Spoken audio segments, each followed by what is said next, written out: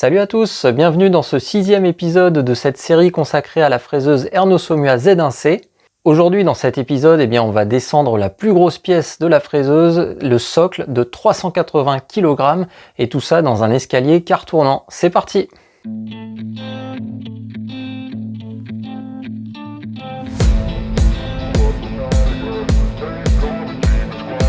Dans l'épisode précédent, je vous ai montré comment on a descendu des pièces qui pesaient entre 100 et 220 kg. C'était en quelque sorte le tour de chauffe. Cette fois-ci, 380 kg, ça va être un petit peu plus compliqué. Il y avait des contraintes auxquelles on a dû faire face et je vais vous montrer comment on s'y est pris. La première contrainte, c'est que ce socle est très gros, très encombrant, et notamment il passe ric-rac par la porte de ma cave et il est aussi relativement haut. À cause de ça, je ne pouvais pas utiliser le principe du chariot utilisé précédemment puisque les roues étaient hautes et je ne pouvais pas faire déborder les roues sur les côtés puisque je n'avais pas assez de marge en largeur. J'ai donc décidé d'acheter des roulettes du commerce que j'ai fixées directement sous le socle de la fraiseuse. Pour ça, j'ai utilisé deux fers plats que j'ai percés avec les différents trous de fixation pour les roulettes. J'ai ensuite enlevé les vérins réglables qui sont disponibles sur le socle de la fraiseuse. Ça permet de mettre la fraiseuse précisément de niveau une fois qu'elle est installée. Et j'ai remplacé ces vérins par des pièces que j'ai conçues et imprimées en 3D et à travers lesquelles j'ai fixé les plats avec les roulettes. Chaque roulette a une capacité de 100 kg. J'ai choisi de mettre 4 roulettes fixes d'un côté et 2 roulettes pivotantes de l'autre côté. Pourquoi 4 roulettes d'un côté ? Quand les 4 roulettes vont atteindre la plateforme au niveau de l'angle, on va avoir tout le poids du socle qui va se reporter uniquement sur ces roulettes. D'où les 4 roulettes, 4 x 100, 400 kg. Alors ces roulettes, elles sont conçues pour avoir une charge verticale. Je ne savais pas si elles allaient tenir un effort à 45 degrés. Donc là, j'ai pris un pari. Ensuite, une autre contrainte, c'est que dans ma maison, je dois accéder à mon salon en passant 2 marches dans l'entrée. C'est un petit peu tordu. Et pour les pièces précédentes, entre 100 et 220 kg, on a pu passer ces marches tout simplement en soulevant une partie du chariot à plusieurs et c'était suffisant. Par contre, pour un socle de 380 kg, c'est exclu. Donc il a fallu trouver une autre solution. Donc ce que j'ai imaginé, c'est d'utiliser des palettes pour rehausser la marche du milieu de manière à ce qu'elle soit en continuité avec le sol du salon.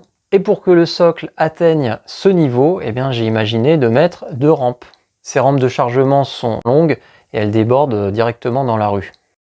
Alors j'avais vraiment pas envie de me rater au niveau du dimensionnement à la fois de ma plateforme, de mes rampes d'escalier et de mes rampes de chargement à l'entrée de ma maison. Donc j'ai essayé de surdimensionner au maximum, mais le bois ça coûte cher, donc il fallait à un moment donné être un petit peu raisonnable. Et pour me rassurer, j'ai carrément fait des calculs de résistance de matériaux que j'ai validé par des tests.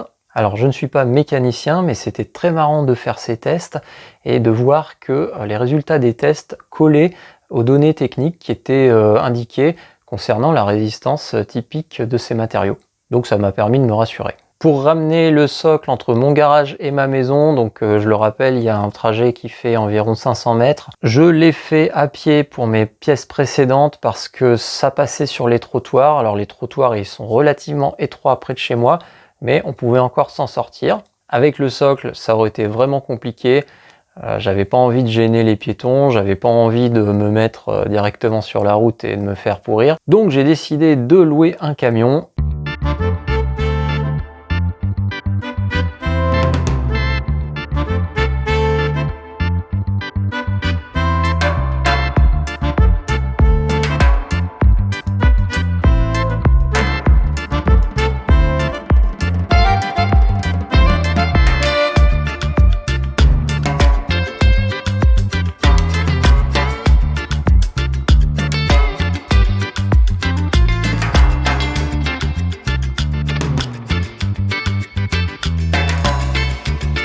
Alors ça fait un petit peu cher pour déplacer une pièce sur 500 mètres, mais bon, c'est comme ça. Toute l'entrée de ma maison est construite à même le sol. On est dans un bâtiment ancien qui a été rénové.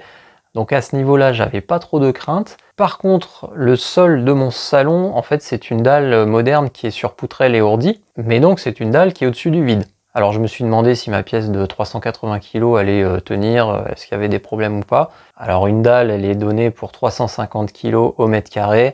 Il y a des coefs de sécurité, donc il n'y a a priori pas trop de soucis. Et en plus, la porte d'entrée de ma cave, finalement, elle est au tout début de la dalle, c'est-à-dire que je suis à peine 1 mètre du bord de la dalle. Donc de ce côté-là, a priori, pas de souci. La question que je me suis posée, c'est est-ce que mon escalier allait tenir? J'ai essayé de trouver quelles étaient les normes en termes de résistance concernant les escaliers.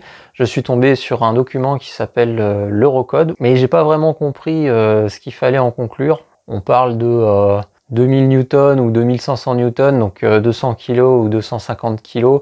Il y a des chiffres qui donnent la résistance sur tout l'escalier, d'autres qui la donnent au mètre carré, mais on ne sait pas si c'est sur une projection verticale ou si c'est sur la surface développée.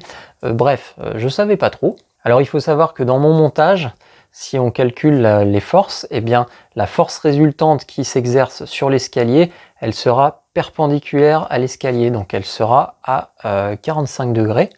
Donc c'est comme si on prenait mon escalier et qu'on le mettait à l'horizontale et qu'on venait appuyer dessus comme ça. Sauf que la force qui appuie, ça n'est pas le poids du socle, ça n'est pas 380 kg, mais c'est ce chiffre divisé par racine de 2, c'est-à-dire environ 270 kg. Alors là, je ne suis pas capable de calculer la résistance d'un tel escalier, surtout un escalier ferraillé, c'est au-delà de mes compétences. Bon, dans le doute, j'ai mis des étais en travers, on a pu m'en prêter, ça m'a rien coûté et au moins ça m'a rassuré. J'ai effectué le transport du socle en camion à l'aide de mon ami Vincent, toujours fidèle au poste, et il m'a également aidé à charger la pièce dans l'entrée sur la rampe.